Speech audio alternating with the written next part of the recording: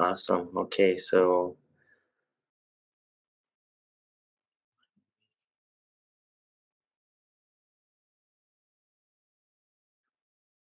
harnessing the power of emotional intelligence.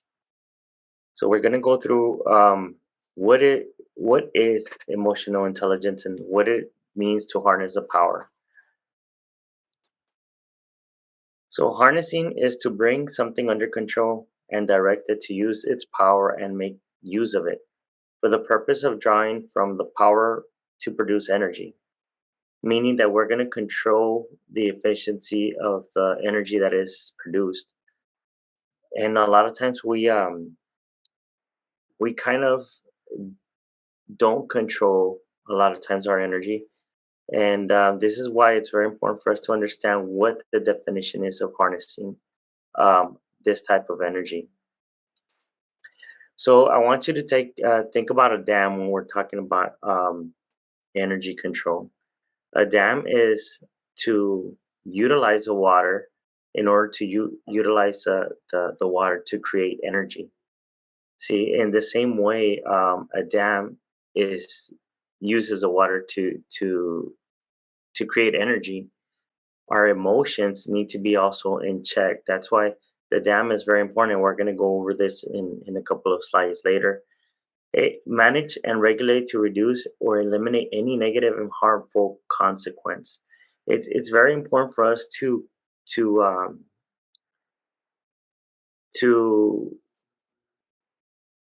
to hold our thoughts captive and not let our thoughts run our days or our ideas, because a lot of times those thoughts are with a lot of emotion. So what is the consequence if a water dam is not in control?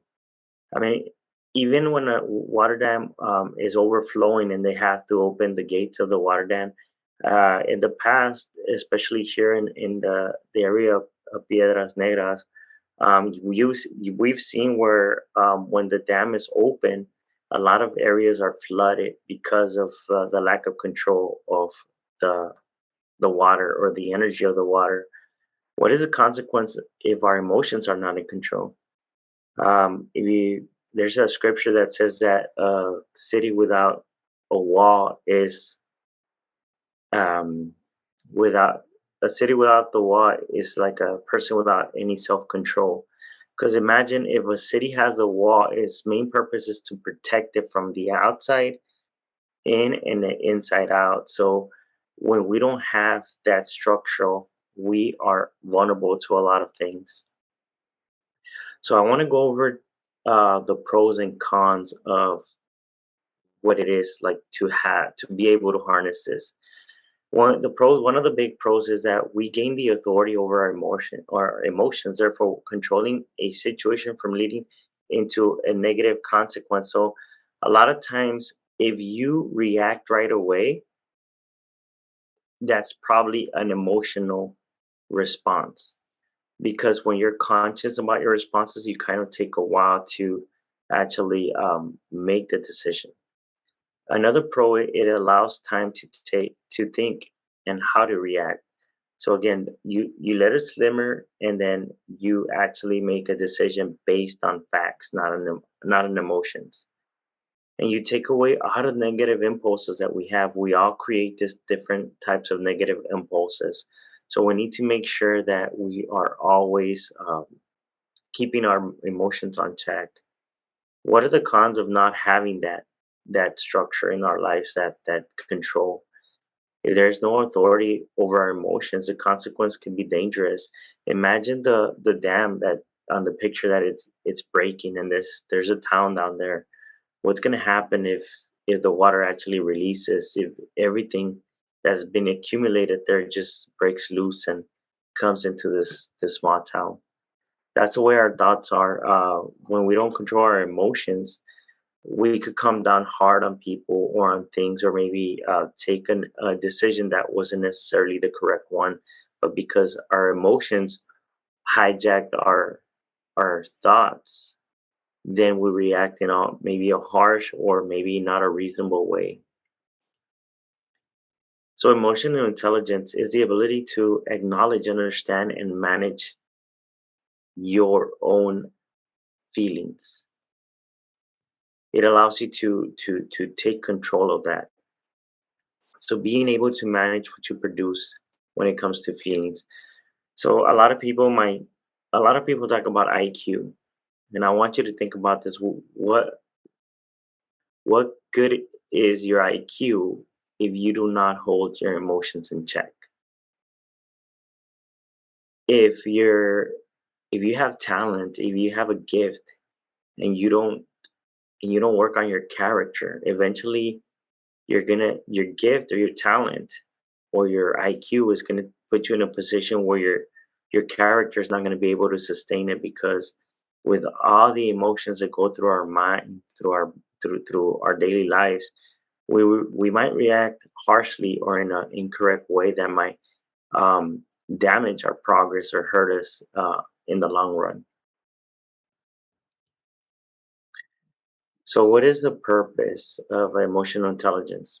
Knowing how to manage what we produce, being able to control those thoughts and turn them into something more positive and making decisions on facts, not emotions. Water dams are owned and operated by owners that have full responsibility of what's going to happen to the water, how much water is going to be released. Because imagine if they're not taking care of those different water entrapments, the devastation it could cause to a small town. The question is, the challenge here is, are we being responsible for our emotions? Are we being mature about being able to control our emotions?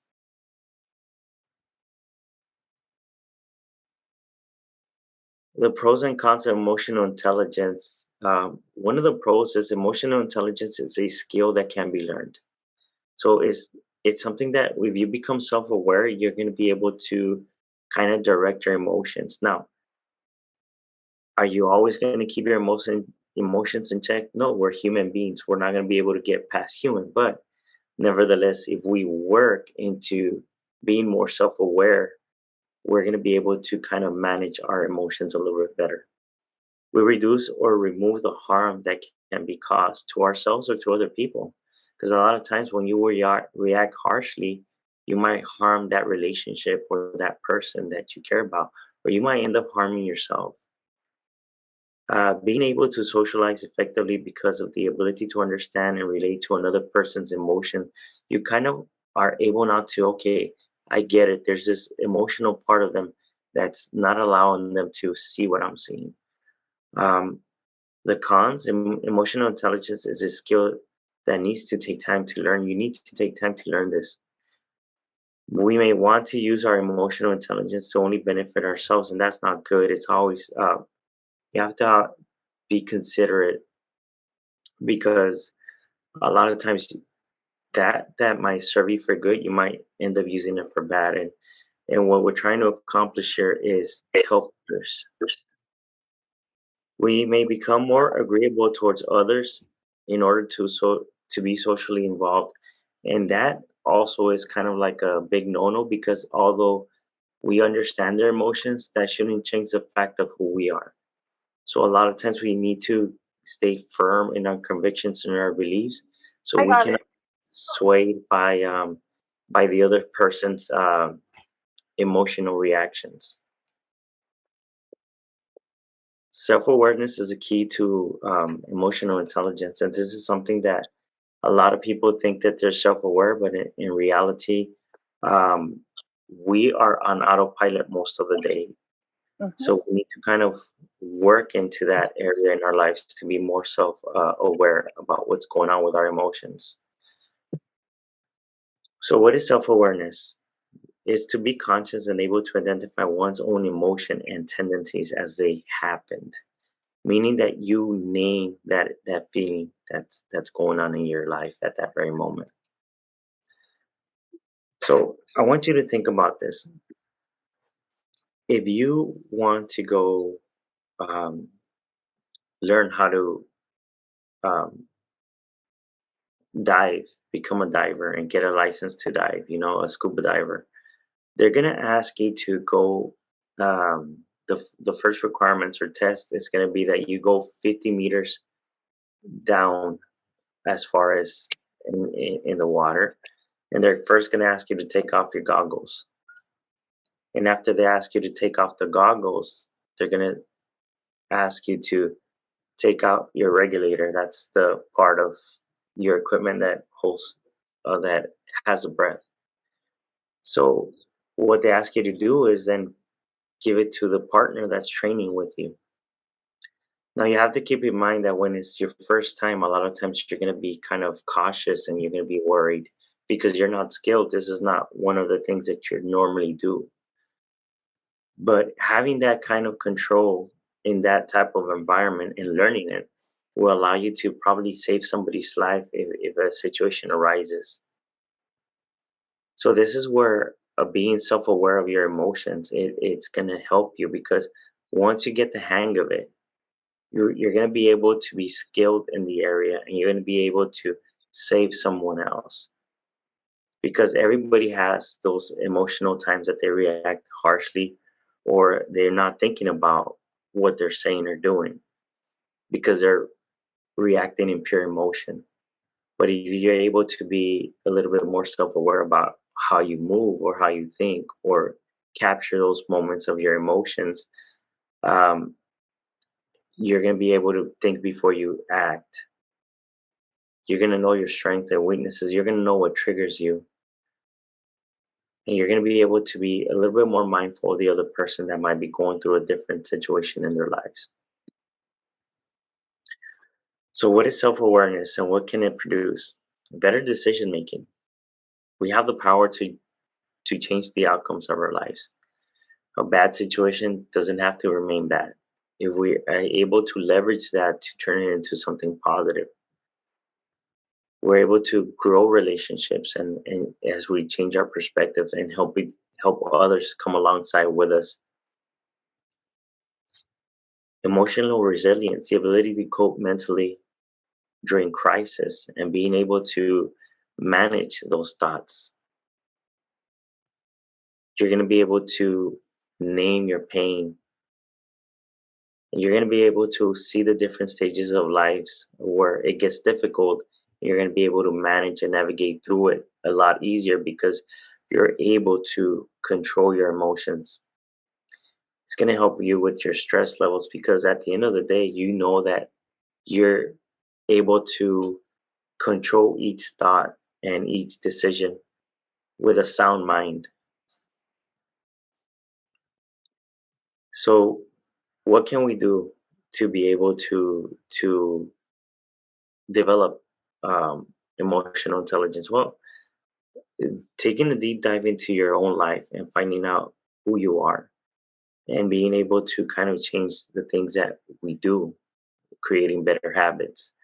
Laugh a little bit more, quality sleep. A lot of times we are making bad decisions because maybe we are lacking sleep and in the morning you're upset all the time or maybe you're hungry and you haven't been eating properly so you get hangry at times, uh, we need to find that path into where we direct our emotions into something positive.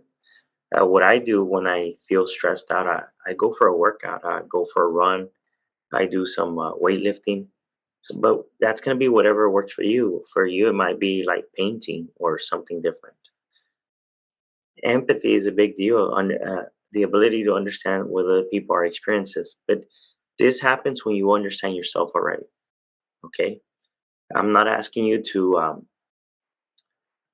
side with everybody because we have our own convictions and our own thoughts and ideas.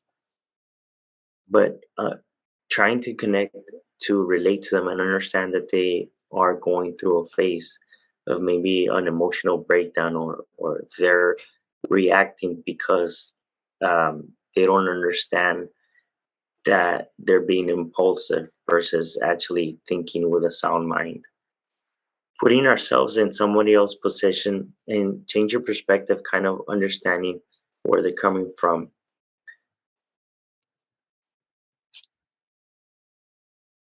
Creating emotional intelligence is going to allow you to communicate better, listen to other people, understand their body language, and you're going to be able to be your authentic self.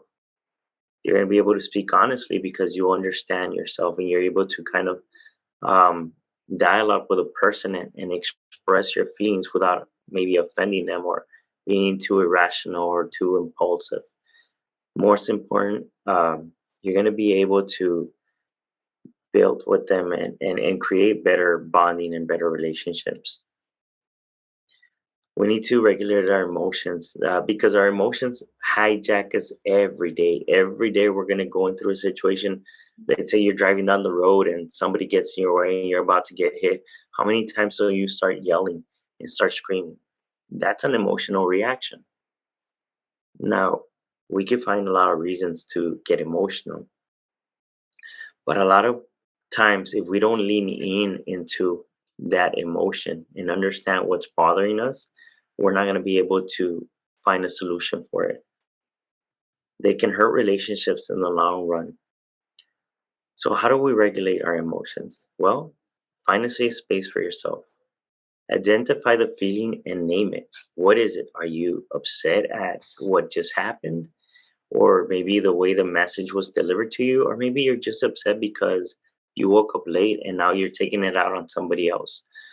Um, Name what you feel.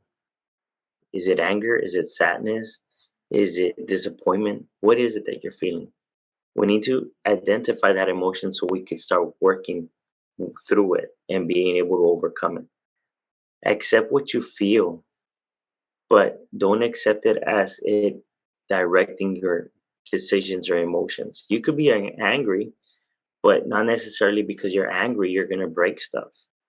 You could be sad, but not just because you're sad means necessarily you're not going to go out or try to do something different that day. You need to be as self aware as possible when it comes to your emotions. So, let's talk about conflict resolution and how to help others or collaborate with them. Resolving conflict skills. These are the keys to become a strong leader. And all of us are leaders in our own right because we all lead someone, whether it's your kids, whether it's your siblings, whether it's sometimes we're helping our parents. So by by default, you're leaders in different areas of your life. A strong leader possesses high level of empathy, compassion, and self awareness, and those are the key abilities to help um, when it's time of conflict. If you're able to navigate through those emotions, you're going to be able to resolve conflict. When it comes to team collaboration and building with others, you're going to be able to find a common ground and find something that you both can work towards, maybe a resolution or towards building something new. So I'm not sure if anybody has any questions.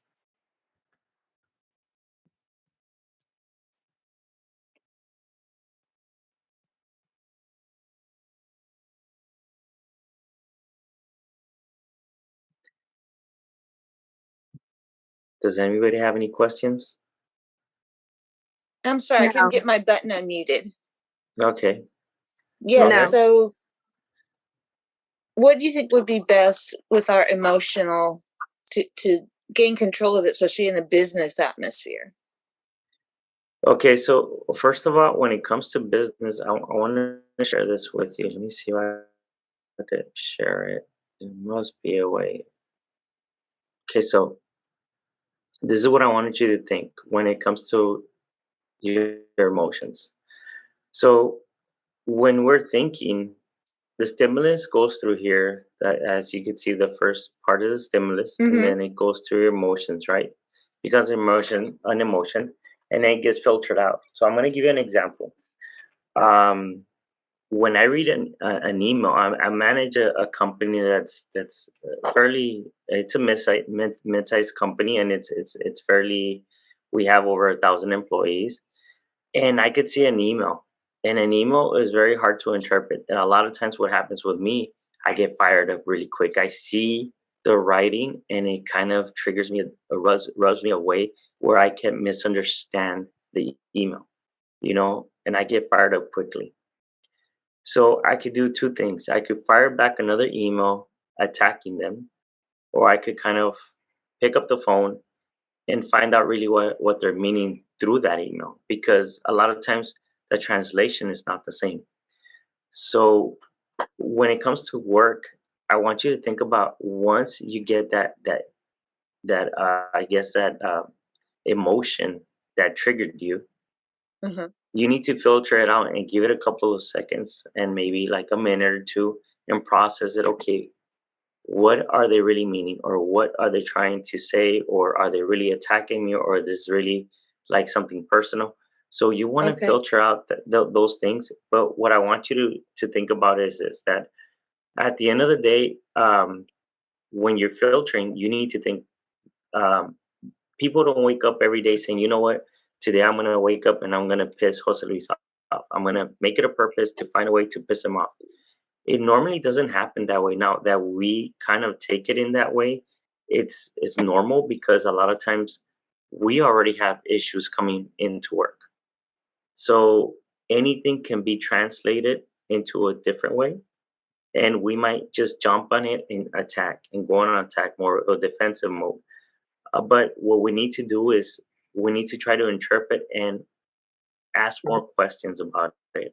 Now, Okay. it might seem silly, but like, let's say, a lot of times, like even with upline management, if you're able to kind of ask them questions.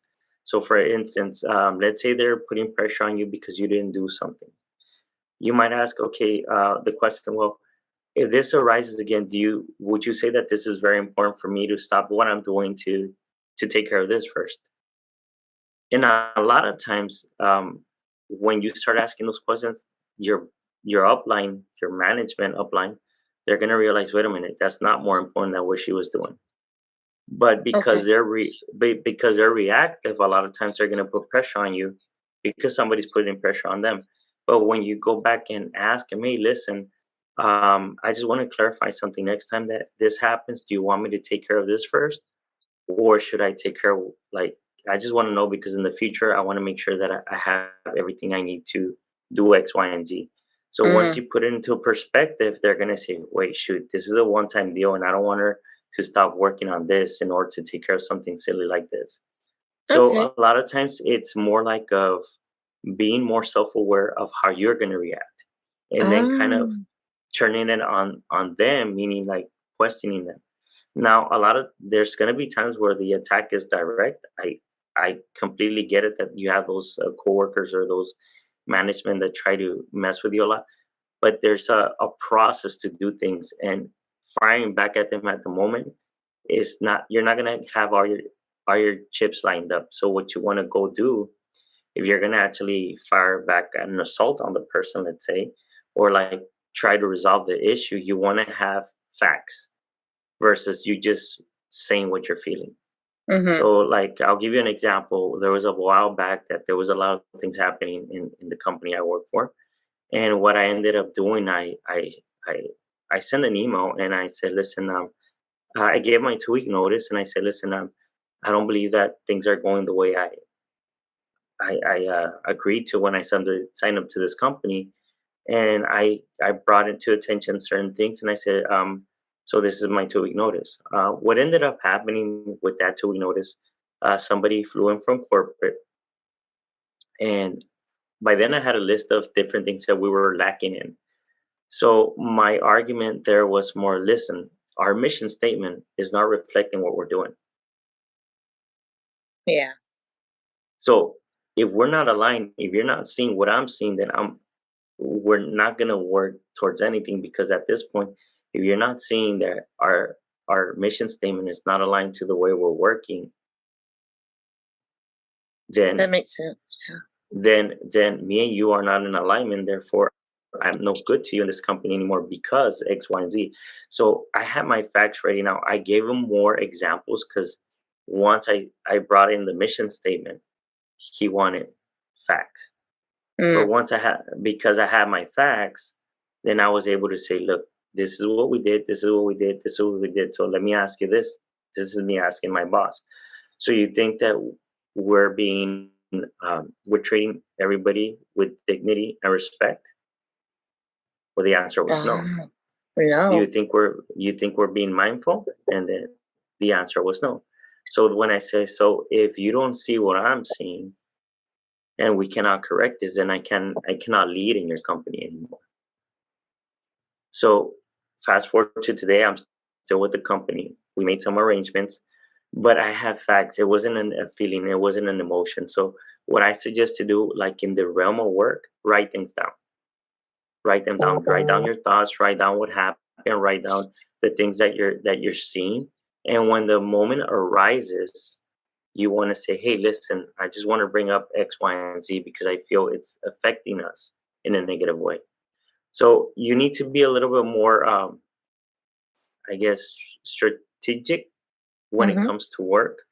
And when it comes to like a personal relationship, you always have to think about one thing, especially in an argument, because in an argument with like in a relationship or people that we know, somebody always wants to be right. But at the end, it doesn't matter who's right, somebody's going to get hurt.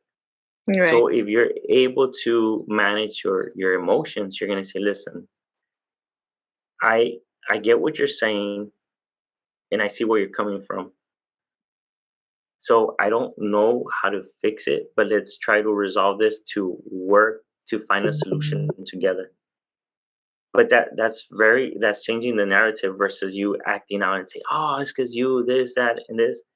And and that's just pure emotion, because at the end of the day, um, do you really mean it? Like after everything's said and done, like a year from now, a couple of months from now, a week from now, are you gonna remember what the argument was about? The answer is probably not. You're not gonna remember, because most of our arguments are normally um, not that important. Now, there's those big arguments that you're gonna have, but again, if you don't keep your emotions in check, the only one that's gonna get hurt is yourself, because the other person is not gonna care how we feel. So Right. that is how you need to take care of. Okay, so if I lean into this discomfort, I want to just understand why I'm upset. Okay, I'm upset because I feel betrayed. I'm upset because I feel like I got shortchanged in this transaction. That's why you're upset. So Mm. what are you gonna do about it now? Okay, so obviously you cannot trust that person that you were dealing with, but can you trust yourself? Meaning, like, can you trust yourself not to fall into the same situation again, where you could better yourself and understand that when you see patterns, you're Mhm. gonna recognize it and kind of like move away from it. So you need to create an environment that harnesses a good outcome for you. But if you're gonna be going back to that environment that's gonna give you those emotional, I guess, hurdles, then you're gonna be at a loss. What I want you to think about is this: our emotions get developed from the age from age 1 to age 7. So whatever happened during that time, you're gonna start recognizing patterns, even as you're an adult. And you might say, "How could that be?" Well, like a lot of people, if they saw like a lot of argument in their life, like growing up, they kind of become callous to that, and it kind of becomes a norm to them because they've seen it before.